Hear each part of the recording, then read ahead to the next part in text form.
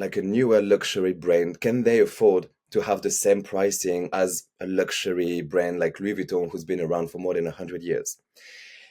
Because I think it's easier now for Louis Vuitton to maintain this positioning because they have built the brand.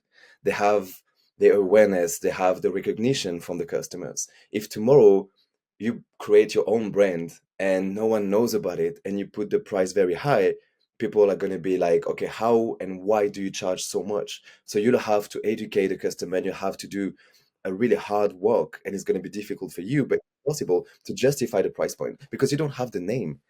Hey guys, and welcome to the CEO After Dark show. Today I have with me Alex Luna, the VP of Digital and Strategic Commerce of Everyden, a skincare brand based out of New York.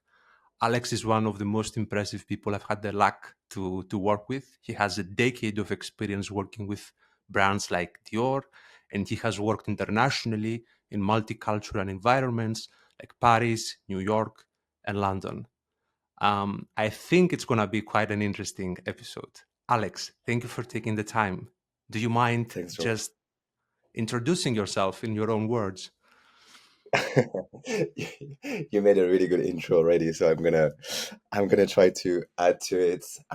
So yeah, no, I am the VP of digital for Everyden. I've always been in e-com digital marketing for more than 10 years now. I always like the online world. I've worked in many industries. I've done fashion. I worked for LVMH, so Louis Vuitton. I've done Christian Dior as well. Lots of different products. I've done swimwear. Interestingly enough, I've done women's swimwear. I've learned a lot. I've done luxury hospitality as well, skincare now.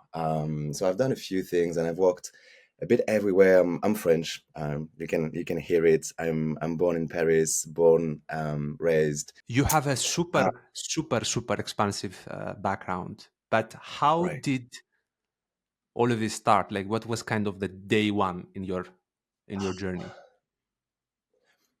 Okay. You know what? I think day one was when I was at school. When I was at school, so I did a lot of things when I was at school. I started art school, theater, business, management, marketing. On my very last year of masters, I actually started a business with one of my classmates. I didn't know that I wanted to go digital necessarily at this point. But she had this idea of creating basically an online business, interior design services type of thing, where um, you could basically buy our services online and we would help you to make your space better. And she was the architect, she was the interior designer, and I was the business mind and the business brain. And because the whole thing was supposed to be online, I had very quickly I had to I had to learn how to do online marketing, online business, advertising, managing the website and all that. So I think that's actually day one for me. Creating my own business where it was an online based business, I had to learn on the go. And that's how I got started with online. And I was like, whoa, there's actually so much you can do online. It's amazing. And I loved it. And then it started. I think I've seen this in other people as well. Like oftentimes, there's obviously an academic background that kind of strengthens and like deepens the knowledge. I believe you also have like a master's degree, for example. But self-starting and like kind of tinkering and learning on your own is what ultimately makes you really good at something. Like I've seen it in a lot of people that have had success. They started tinkering and figuring things out. Like this curiosity, I guess, is Yeah, like a very big part of it. that's true. I mean, especially online, that's a thing where actually, like, back then there was no school. You don't learn online Exactly. marketing, digital marketing. There was no degree where you would learn how to do online advertising, where you would do online branding, digital marketing, CRM, all that stuff. You have to learn by doing it yourself. And I think that's what I did. That's what a few people did, and they've been successful this way because you learn, you succeed, you fail very quickly, and you have feedback very fast when it comes to online. Everything you do, you have almost like an instant reward or an instant signal that says, okay, this is good, it's working, or it's not working. And that's how you can learn really fast, actually, is by having this instant feedback on your tactics, on your strategy, and you know pretty quickly if it's working or not. Yeah, exactly, exactly. I think what is really interesting is how you moved into the world of like luxury brands. I Mm. personally have never worked with like an actual luxury brand, so I don't know anything Right. about it. I only know that it is expensive. Like that. That's what I know. Yes. Like how did that happen? Like, and what did you learn? Also, I think that's super interesting. So I started to work. My very first luxury brand experience was with Louis Vuitton in Paris, Yeah, and I worked with the digital content team. So back then, you had a lot of people, and it was very segmented. So you have an advertising team, you have a content team, you have an SEO team, you have like a lot of different peoples who are doing their own thing, and everyone was an expert in their own silo, in their own department. Um, what I learned is when it comes to luxury, you kind of sell you sell a dream more than a product. The product, of course, is the ultimate thing that you sell. This is what the people are spending their money for. But you sell the dream, the storytelling. I think when it comes to luxury, ultimately people are buying a product, a physical product. If we talk about like Louis Vuitton and like handbags, haute couture, fashion, those things, not like luxury travel, hospitality, and all that. So yes, they do buy a product, but it goes way beyond the product because they don't buy it for the practical aspect. A handbag, if you just need a handbag to put your things in it, you can buy a much cheaper handbag. Ultimately, if we are talking about the big luxury brands with years and years of history, you buy the history, you buy the name, but you also buy the storytelling behind it. It's a dream. At the end of the day, you spend a lot of money to make you feel a certain way. If you buy a cheap handbag, you just feel like, okay, I have what I need. It's a handbag. It's very practical. If you buy a luxury handbag, you feel something that you wouldn't feel if it's a cheap product. You feel like you're part of the brand. You represent the brand. You There's like a social status a little yeah, bit, but it's also I'm treating myself to an experience that is so unique. And I'm talking for most people because you have, of course, people who do it on a regular basis. But for most people who treat themselves on a special occasion, they would buy a dream. They would buy the videos that goes with it, where it's all about aspiration. People dream when they think about how a handbag is made, the handcraft, the time it takes. It's all handmade. And you buy something that's so unique, that's been made by one person. It's almost so exclusive that if you have it, it means that someone else, like not everyone has it. And yeah, so I yeah, think yeah, it makes you so special. And I think it's how it makes you feel that everyone who works for Louis Vuitton is trying to create. It's like an experience. When I was with the digital content team, the idea was how can we create content that's gonna get the product, the handbag, the accessory to be more than just a handbag, more than an accessory. So if I see it online, yes, it's a handbag, but then all the content that we have produced makes the handbag more than just a handbag. It's like, wow, I'm amazed by the time it took to create this product. I'm amazed by the quality of the ingredient, by the fact that there is so many little details that makes it so special compared to another brand's handbag. So the content is there to make the product feel special to a customer and ultimately justify the price as well. based on what you're saying, like to me, it feels like the price point doesn't have that much to do with how much the product costs, right? Like it's more about how you frame it, which means like my thought is that can't other brands also do that? Like why don't more companies try to do that? Because if it's basically about the framing of the product, it's marketing, right? Like other companies could be doing that also. Absolutely.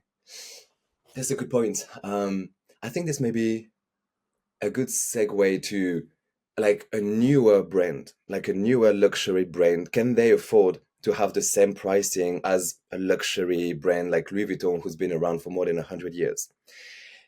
Because I think it's easier now for Louis Vuitton to maintain this positioning because they have built the brand. They have the awareness, they have the recognition from the customers. If tomorrow you create your own brand and no one knows about it and you put the price very high, people are going to be like, okay, how and why do you charge so much? So you'll have to educate the customer and you have to do a really hard work and it's going to be Yeah. difficult for you, but it's possible to justify the price point because you don't have the name. I think there's a big, like, you know, status and like an ego component also, because what you're saying now about like you can't do this if you're just starting out. And I guess, like in my mind at least, partially that might be because if I just start saying that, oh, this shirt is like a luxury shirt, nobody cares Mm, unless other people care, you know, like so yes, there's a lot of status into it, which has a lot to do with perception. it's Like true. it's such an interesting topic, and it's crazy how expensive some products can be. I recall I don't remember the title, but I did read a book in the past that said something like there are like categories of people that buy luxury products, and what I recall Right. was that one of them is obviously the people that care about having the best, like the best car, the best bag, like they Yeah, want the best. And there's this right. other component, which is what I'm saying, that like people want to signal that they have value. So there's also that. That's that's true. I think, yeah, no, it's a good point. There's a lot of reasons why someone would buy a luxury product. You can also have convenience, Yeah, like convenience, as in I'm buying the best in terms of the best quality, so I know I don't have to worry about, oh, it's gonna be damaged, or it's not going to be functional in a few months and I have to buy it again. If you buy a luxury product, you have kind of the guarantee that it's going to be good and you're going to have a good experience. And that expands also to a luxury hotel. A luxury hotel, you know that if you go to a really nice place, the service is going to be excellent. If there is an issue, they're going to fix it. If you need a special attention, they're going to make it happen. If you want something extraordinary, they're going to make it happen for you. yeah, So you have this convenience of being able to ask for things, expect for things that a non-luxury brand might not be able to offer to you. If you go to a very cheap hotel and if you have something going on, it's less likely you'll have the care, the attention that you would have in a luxury place. Same thing for exactly. handbag. If you buy a luxury handbag, it's more likely that it's going to last longer. And it's almost something that you can give to your kids later. It's almost like an investment for the future. Yeah, When you buy something cheap, you always have the risk of how long is it going to last.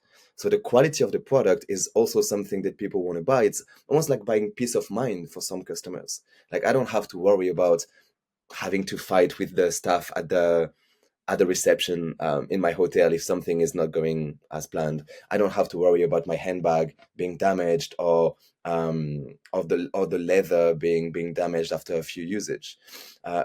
So you have also this idea of like I'm buying quality and peace of mind. You have, yes, like the luxury status, like I can afford to things. I'm successful. Look at me. I've made it. Um, and then you have also the people who buy the quality of the product because it looks good and they like the design. It's unique. It speaks to them. The values of the brand speaks to them as well, which has not necessarily anything to do with I want to show off for others. It's more I do it for myself because I love the yeah, design.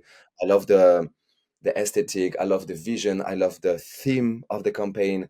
Um, I also feel in line with the ambassadors of the brand. So like yeah. all the celebrities who are representing the brand, it's a very important and strategic move for a brand to pick the right ambassador because by doing that you associate your brand with a personality and a personality has a set of values, a set of like a history, a personality, and if people see themselves in this person they will see themselves in the brand as well. This might be like I guess a dumb question, but I'm sure a lot of people would have this question. Like, what's the difference Yeah. between like what would are talking about now like a luxury brand and then a premium brand, like whatever it then Yeah. is. Everyden is a very premium brand. It has like Yes. like the packaging, the branding, like everything is super premium. What if Yeah. any is the difference between those two things? Um, you have lots of things in common, and I will talk about it. But in terms of differences, the price point might be different because a luxury brand can afford to have this premium coming from the brand name. A premium brand, the brand name is important, but I think for a brand like Everyden, people will not necessarily buy the products because of the brand name. They will buy the product for the quality of the products and the results they can expect. They will buy the brand because the products that we create, they all have natural ingredients. We put so much time and care in the formulas that we create to get the best results. So I think that's the reason why people would buy our brand, which is not luxury but maybe premium, is because of the results they expect, is because they trust the Yeah. process, they trust the ingredients, they trust um, the care and the attention that we put in every single detail to make the formula clean, safe, but also the results that come from using the products. So I think maybe talking more generally about premium versus luxury, premium is almost like a more affordable luxury, which is like you will spend more than if you were to buy a mass product, but you will have a much better quality than the mass product. Um, I honestly don't think there is so much difference in quality between premium and Yeah. luxury for some type of products. Um, I think you can be luxury if you have the name, and premium is maybe less about the name itself.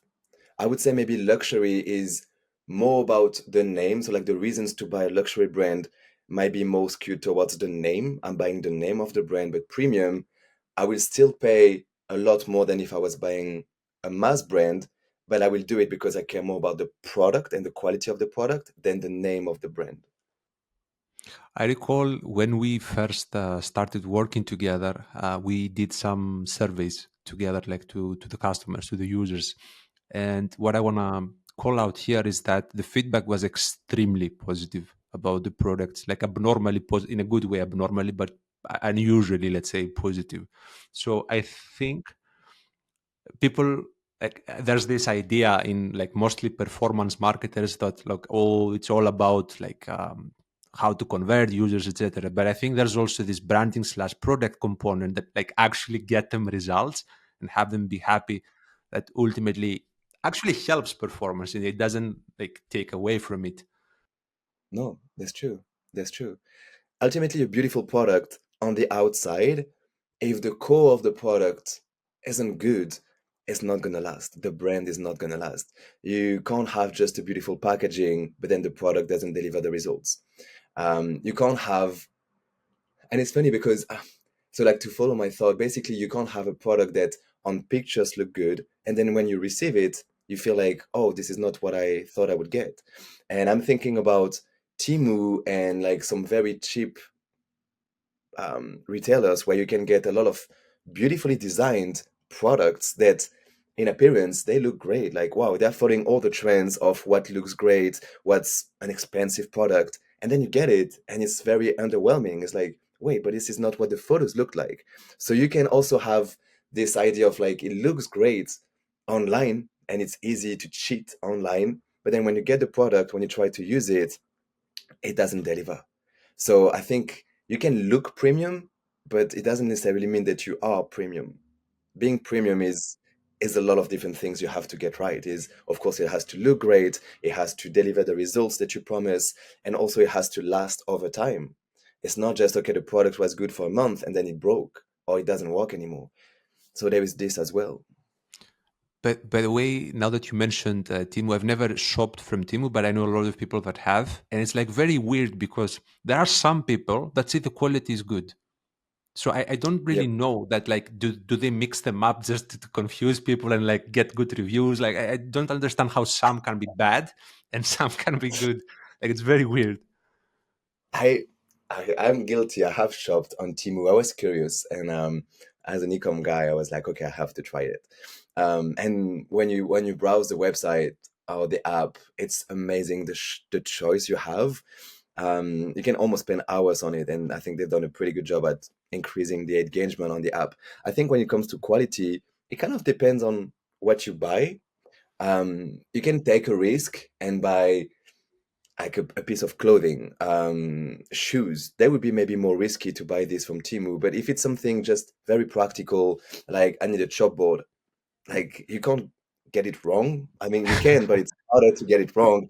And then maybe it's fine to buy something at a cheaper price point, because if it's just a plastic chalkboard, it's going to be the same more or less everywhere.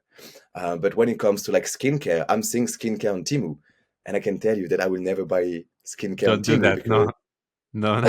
I will put it on my face for a long time after that. So I don't want to do it. So I think this is maybe one thing with customers is, especially when you think about inflation and the economy now, people think about, I have so much money to spend, where should I spend it, and what matters the most to me.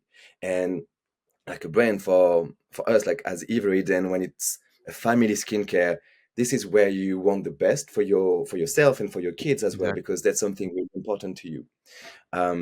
So that's where I think being premium is also delivering on the promise of, okay, we care about your family, it's important to you. The results that we promise, we actually deliver on it, and it's not just a cute packaging, and it's not just some fancy buzzy words on the website. It's backed by clinical claims. It's backed by the fact that there is doctors who create the formulas with us. There is so much time and efforts put into every formula and a lot of testing as well. So I think being premium is also delivering on your promise of good quality product and consistency as well. I think that's maybe another thing when it comes to luxury, and when I think about Louis Vuitton and all those big brands, they are consistent over time. Their promise has been the same promise from day one up until now. It's not a brand that's been good for a year and then strategic changes, cutting costs, and then the quality is not the same. It's consistency over decades and decades. That's how you build a brand. And that's how today you can charge a lot of money for your products. I agree. I agree. That's a very good point. And I think let's maybe get a little bit more into what's going on with Everiden. What I can tell you, I don't think I've told you this, that like when we started working together, as you might recall this, like we were discussing like the growth targets, and I was like, Yeah. wow, like those guys have high expectations, but it worked, so that's a good thing. Uh, Yeah.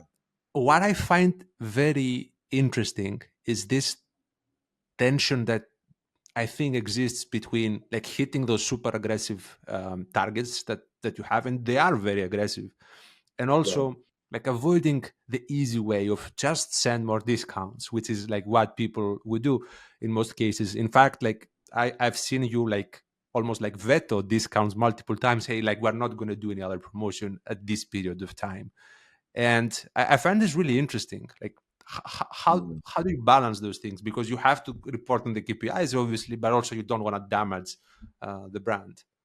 That's very true. No, that's a good question. And I think it's what makes my job more interesting is I can't just take the easy route of being like, okay, we need to boost sales. Let's just send an email and a discount to everyone.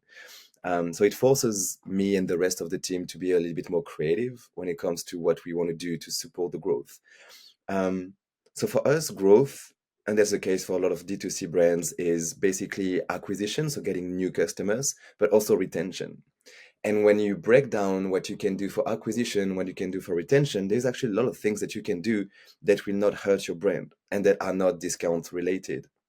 So, um, one thing that we try to do when it comes to acquisition is to be more efficient with the ad spend. So every brand has a set ad budget, and the way that they use it can very significantly impact the way that they perform as a brand in terms of profitability, in terms of how much does it cost you to get a customer. So that's one thing that we work really hard on, is trying to be as efficient as possible with advertising. Is one thing. Um, and doing an ad is easy, but doing an ad that also protect the brand is not that easy. So you have to create an ad that's driving a good ROAS, that's driving a good click-through rate, and ultimately converts on your website. But you don't want an ad that's too salesy, spammy. And that's where I work very closely with the creative team, our brand team, to make sure that everything that we do, of course, from a performance marketing point of view, is going to be strong, but at the same time, it's something that fits the brand guidelines. So that's like very much a duo that I have with my counterpart, where we work to create an ad that fits the brand guidelines, but also has potential for delivering a good ROAS. So that's one thing. I think another thing you can try is, instead of doing discounts, you can do gift with purchase. And the way that I see gift with purchase is, you incentivize someone to purchase something on your website and you offer them something. And that's something you can actually use it tactically by giving them another product that you want them to try. So a gift with purchase can actually be another product of yours. And you think, hey, like, this is product that I really want everyone to try, because I know if they try it, 30% are going to come back based on your retention rate or repurchase rate. And then by having this product as a gift with purchase, you incentivize them to shop, so you increase your conversion rate. And at the same time, you give them a product that it's very likely they will like it and come back to repurchase full size if you do a mini. Sampling is another thing that we do, just to get people to try more products. It's not hurting the brand, but it gives them an incentive to shop. It's like, hey, if I shop, I get a free sample. Everyone wants a free sample. It doesn't hurt the brand, but it helps with product discovery. So that's another thing we do. I think when it comes to then retention, we are very good at segmenting, and I think we work very closely together at like segmenting, finding the right people to send a special, I would say, offer, but it doesn't necessarily need to be a discount. It can be just a targeted product recommendation. It can be something related to our loyalty program, something related to our subscription program. So all the things that don't damage the brand, because you're not discounting your brand, but you're just giving people the right incentive at the right time, alongside with a personalized recommendation. And also, I think the way that we phrase the promotion, it can be Yeah. done in a premium way. That's also like another thing. Copywriting can make a promotion sound more premium than a mass brand who would do the same promotion. Like, I'm just gonna play the devil's I don't disagree with you, but I'm Yeah, gonna play the devil's advocate, specifically yeah, when it comes to like, how do you balance performance and like the brand identity and like and everything else, the guidelines, if you will. yeah, Is it not true that if you have guidelines, you are experimenting less? Like, I can imagine people that are like, from a performance standpoint, that say, oh, you never know what works unless you try. And if you yeah. commit to a certain guideline, which you then have to adhere to, what if this guideline is not working as well as another guideline? Like, is that not the case? No, that's a good point. I think the way I see it and the way I try to make it work is, I take the guideline as a direction, and not necessarily as this is what we can do and nothing else. So the brand's guideline are going to be a way for me to know in which direction I can go. But truth is, I can get lost in, like, I go in this direction, but I get lost, and I'm gonna go a little bit out of the guideline to try what's going on over here and then over there. So I'm still following the guideline in terms of how the brand look, how the brand sounds, how the brand feel for a customer, but I might just expand on the guideline a little bit. And I think the idea behind it is, if I find something that's working really well, that's not exactly the guideline, we can potentially try to tweak it and make it a little bit closer to what the guideline was. But you're right, like, I don't want necessarily to just follow the book and nothing else, because that's one way that definitely you will limit your growth potential if you only do what's in the book, especially when it comes to performance marketing and consumer psychology. Consumer psychology is really interesting. You would think that this ad is going to do really well, and it's rarely the ad that you think is going to do well. It's always Exactly. the ad that everyone hates, but then everyone is like, "Ah, we can't kill it. It's doing so well." So you have to kind of follow the brand guidelines, and maybe in terms of like words, like copywriting, colors, things like that. But then when it comes to the the editing of the ad, when it comes to the footage that you use, when it comes to um, the call to action on your ad when it comes to the targeting. You can try new things, you can try more things. As example, for us, naturally we have more moms who are going to buy our products, but from the reviews I'm seeing a lot more grandparents now who are buying our products as a gift, either for their grandchildren or for the kids. So now the targeting can go a little bit beyond just, oh, I'm going to target moms only. I can go and target grandparents who are also looking to buy a gift, and our products are a really good option for them. So that's how you try find new things, and then you refine based on your guidelines, your brain guidelines. I think what you said about the reviews is like particularly important because if you don't listen, like what the customers say, you're just like guessing, I guess. So like that's a very very big point. Yeah, no, that's very true. I mean, ultimately, every marketer thinks that they know what people are, why people are buying their products and their brand. But you would be surprised to just talk to your customers, listen to what they say. They will tell you why they like your products. And that's actually a really great way to then use this content given by your actual customers and repurpose it in your copy for ads, for emails, for SMS, because that's the way that your customers are seeing your products, and it's very likely that other customers care about the same things. And you can actually use similar words so it sounds more natural to them. And that's maybe a big thing in marketing is we all like to put our own branding, copywriting on everything we do, and that's totally fine. And it needs to be done. But at the same time, if you could use some words being used by your actual customers, you might sound more personable for your other customers than just using your marketing keywords all the time.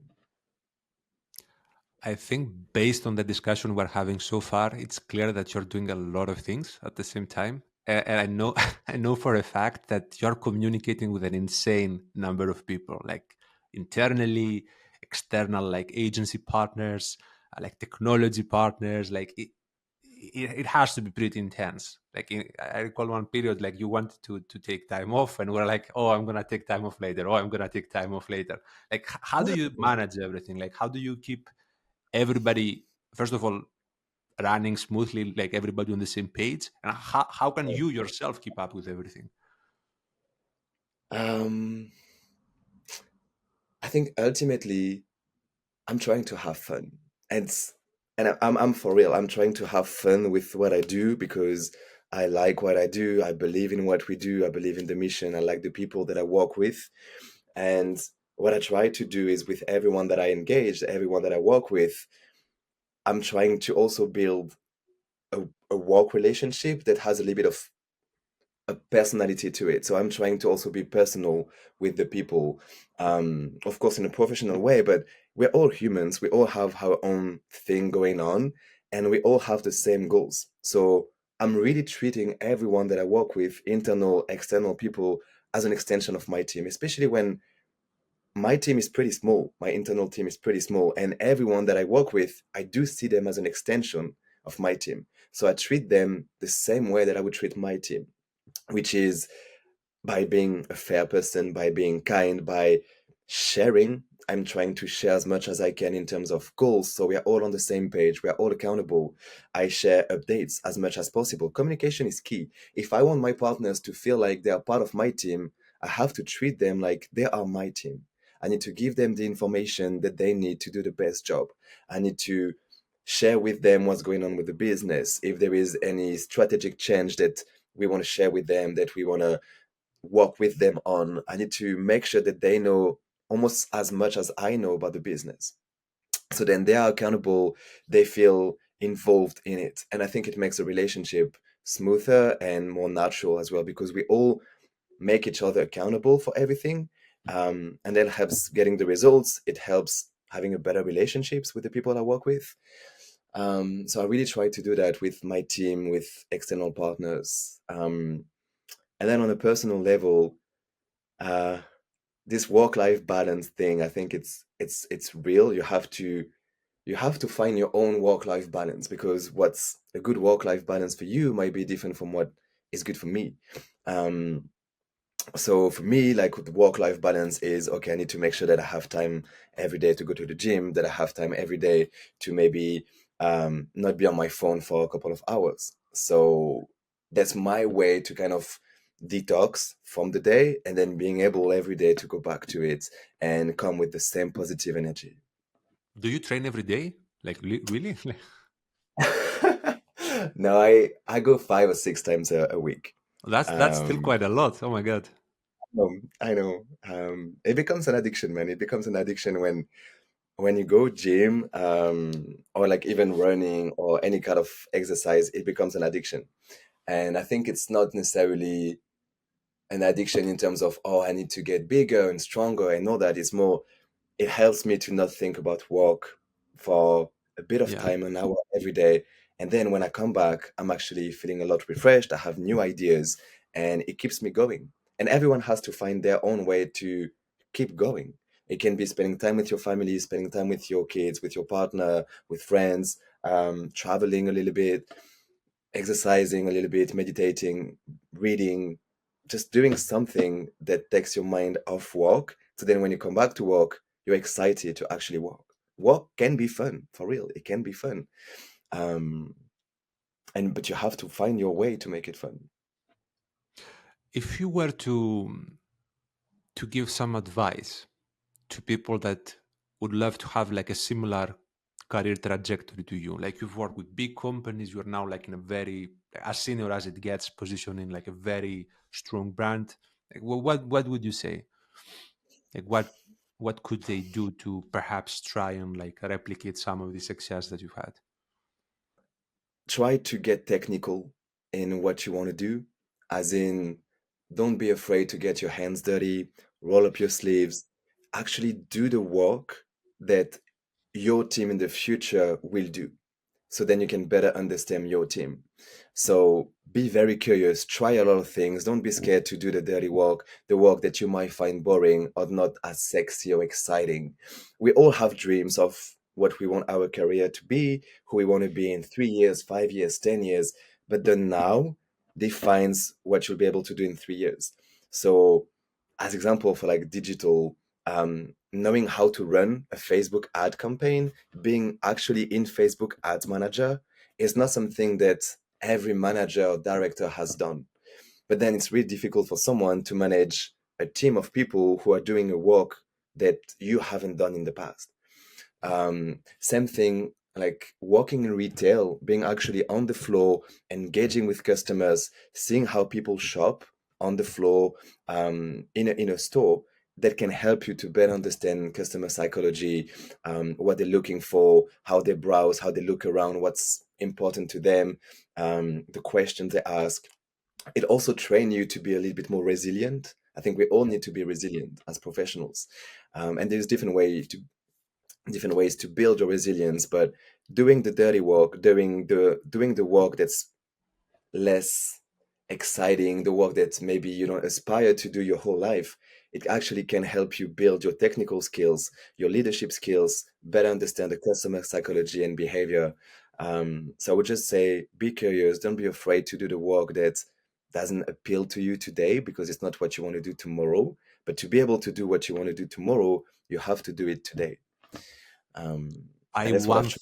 1000% agree with what you said, like 1000%. I think people want to kind of like become like managers and directors like a little bit too early. You have to get your hands dirty first, precisely Yeah, for what you're saying. Like if you don't do this, then how can you lead other people if you don't understand what they're doing? It's exactly the way you said it. completely. I agree. I agree. It's hard to If you see it, but yeah, it's hard, but once you see it, you kind of see unsee it, I think. If you were exactly. to like look back, what would be like one thing that you would perhaps do differently, like that you not necessarily regret, but like you would have done differently? I mean, I've done it. I could have done more of it.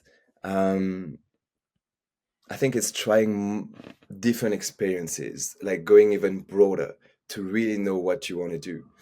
I've done a lot of e-commerce and digital marketing, and I've done broad things in this field because I've done acquisition, retention, CRM, SMS, email, paid advertising, display, SEO. I've done kind of everything that goes to digital marketing. But I maybe if I would do it differently, I would maybe take on a role that is more branding, like pure marketing brand marketer, product marketer, that would help me today to do even a better job at digital marketing and performance marketing. Um, so it's almost like doing what you want to do, but going a little bit further away, getting lost, at least for a couple of years, in a role that is related to what you do, what you've done in the past, and what you want to do in the future, but it's not the same as what you've done before. I think if you want to grow faster, you have to take on a role that's making you feel uncomfortable. And that goes both ways. It goes for companies who have to trust someone who haven't done exactly the job that they're hiring for, but they would trust this person based on past experience, based on personality, based on skills, knowing that they can trade them and this person can be really good in this position.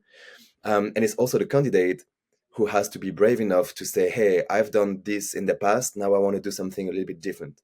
So then I can build a different skill set that's going to be complementary to what I've done in the past, and not just doing the same every year and changing company just to do the same thing for someone else.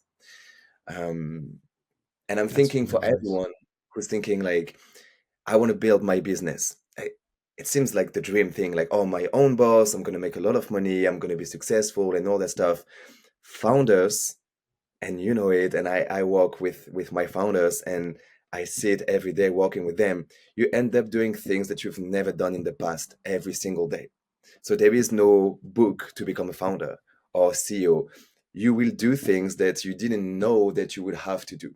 So having different experiences in the past helps you to be a little bit more agile and flexible and not stress when you have a situation that is different from what you have experienced in the past.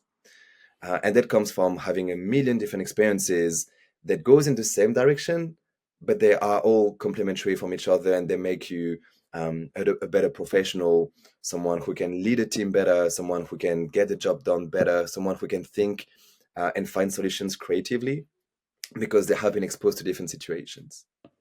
I agree. I agree. I 100% agree. And like transparently and honestly, like talking about founders, I'm a new founder, relatively speaking. And Okay.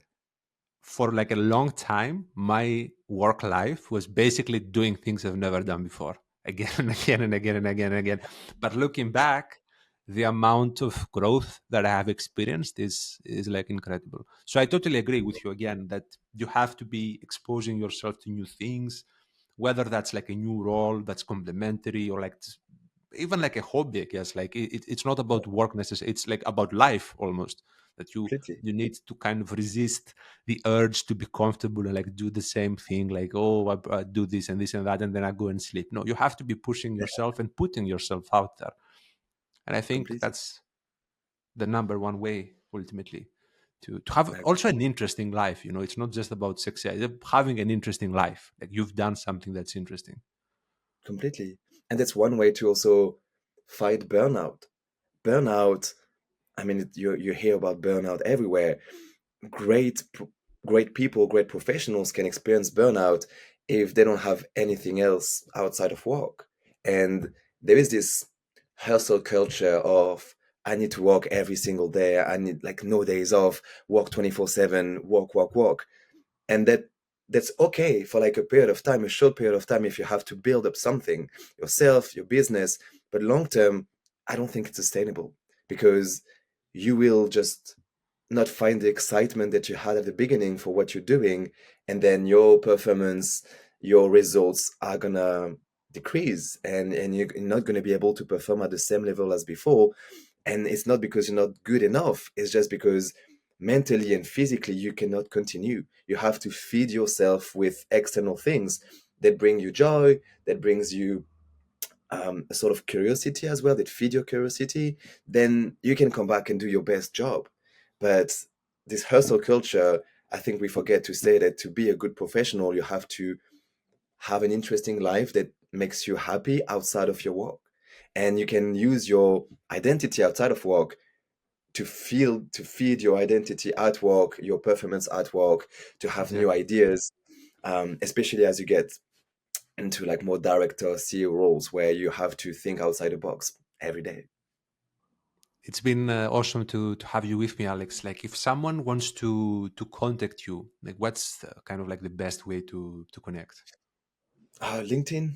I'm active on LinkedIn, so people can search for me, VP Digital, Avery, then Alex Luna, and they will find me. And if they have any question, they can definitely reach out. And always happy to answer any questions. I think your personal growth comes from talking to people. I also had a really good time today talking to you, George. I think we all learn from interactions we have with anyone in life.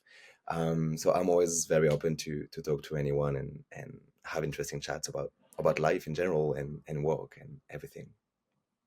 That's awesome. Thank you for taking the time. I know your day is busy, so I really appreciate it. Of course. Thanks, George. Thanks for having me.